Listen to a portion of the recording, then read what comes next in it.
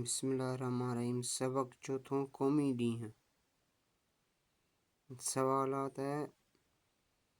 नंढे खंड जे मुसलमाननि पंहिंजे लाइ धार मुल्क जी घुर छो कई?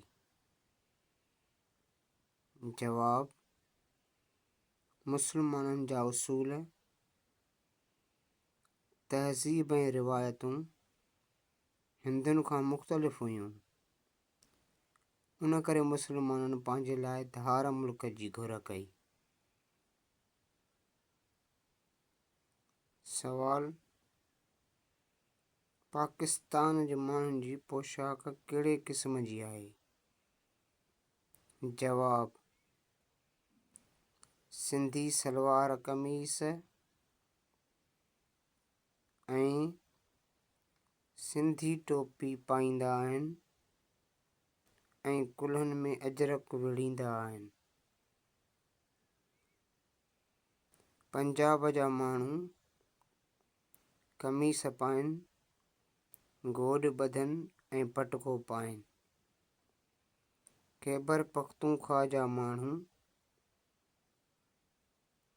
वॾी सलवार, वेकरी कमीस या पहराण ऐं उन जे मथां सदरी पाइनि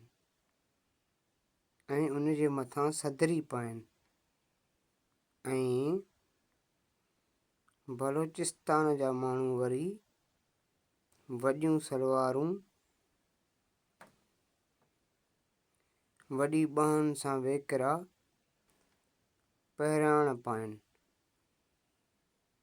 अहिड़ी तरह औरतुनि जो लिबास बि अलॻि थिए थो। सवाल: असांजी क़ौमी ॿोली कहिड़ी आहे? जवाब: असांजी क़ौमी ॿोली उर्दू आहे। सवाल: नज़रिए पाकिस्तान जो ठाराव किथे पास थियो? जवाब: 23 मार्च ते